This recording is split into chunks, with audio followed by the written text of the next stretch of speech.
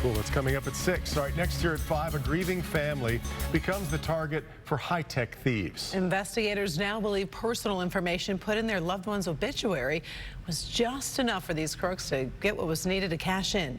Our consumer investigator, Hank Winchester, joins us, and this family was already dealing with so much, Hank. Yeah, they're working on funeral arrangements at the time, and then all of a sudden they are dealing with a police investigation. What happened to this family could happen to you, which is why they wanted to share this story, hoping that it never happens again.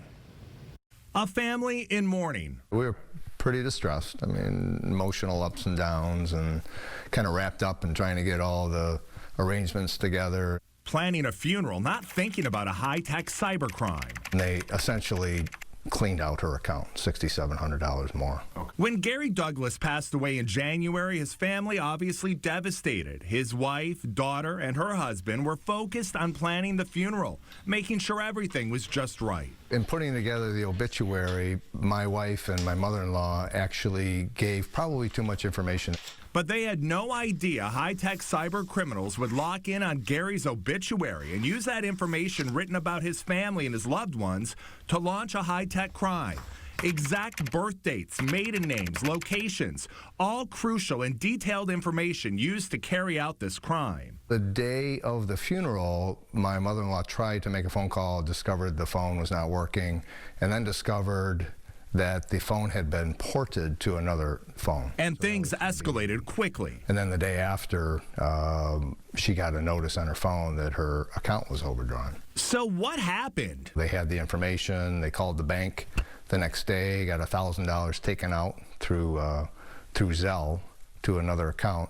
The thieves were able to first port the phone and then hack the accounts. Police believe they compiled enough information from the obituary to pose as a family member and make changes and get the cash. You want to make sure that you're not giving any identifying information about the deceased, such as the mother's maiden name, important dates, birth date. Instead of including exact dates, maybe just include a birth year instead of the month and the day. Do not include any personal addresses, middle names, maiden names in some cases.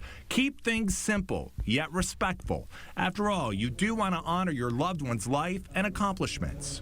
A lot of the times in obituaries, that's a time where you're giving personal information about your loved one who has passed on. This crime happens more than you think, and catching the bad guys is often impossible. More than likely, they're not actually in your area.